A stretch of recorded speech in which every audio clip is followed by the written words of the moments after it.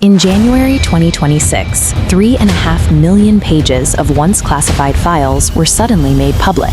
It is a massive cache of data, a record of decades of emails, flight logs, and raw investigative notes. This letter from the Department of Justice confirms the release was the final step in complying with the Epstein Files Transparency Act. After years of legal battles, the government was forced to open the vault. While the public expected to find American presidents and tech billionaires in these records, the metadata reveals connections that reach much further. These files explicitly name some of India's most prominent politicians and businessmen. All of them were in communication with Jeffrey Epstein.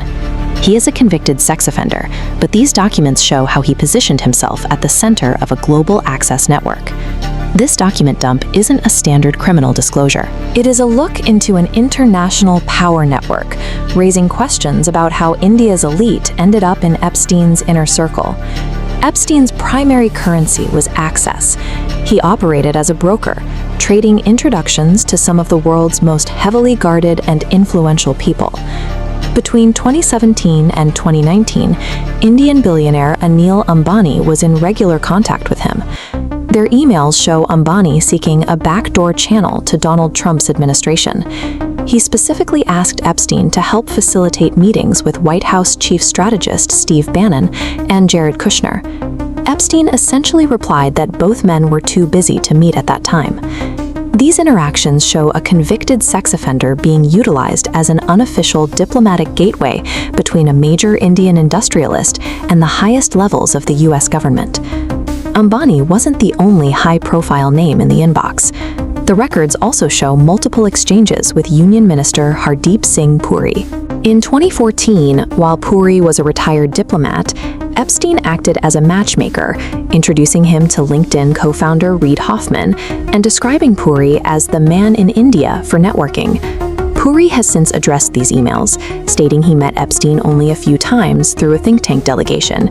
He maintains their correspondence was strictly work-related, an effort to secure investment for the Digital India initiative. But the files contain even bolder claims. In a 2017 email, Epstein bragged to an associate that Prime Minister Narendra Modi had taken his advice and danced for the benefit of the US president during a state visit. While the Prime Minister did make a historic visit to Israel in July 2017, the Indian government has dismissed Epstein's emails as the trashy ruminations of a criminal.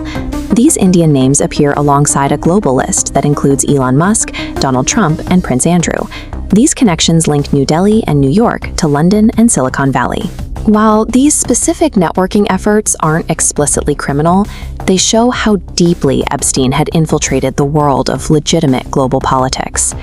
Beyond the networking and the high-level meetings was the reality of what Epstein's wealth actually funded.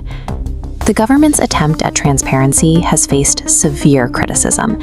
In the rush to release these millions of pages, the DOJ botched the redaction process, accidentally exposing the names and identifying information of at least 43 abuse survivors. There is also the issue of what was left out. Federal authorities identified 6 million potentially responsive pages, but they only released about half of them. The DOJ maintains that the missing 2.5 million pages are withheld due to national security concerns, ongoing investigations, or the privacy of third parties. However, for survivors and critics, this massive gap makes the promise of full transparency feel unfinished. The severity of what has been uncovered is difficult to overstate. UN experts have warned that Epstein's global criminal enterprise suggests a scale and nature that could meet the legal threshold for crimes against humanity. While we are seeing resignations and formal inquiries across the globe, criminal accountability for the broader network of enablers remains rare. This leaves us with a final question. Is the release of these files a step toward real justice, or is it a political maneuver to satisfy the public while the network remains intact? Tell us your thoughts in the comments and subscribe for more decodes of the world's most complex stories.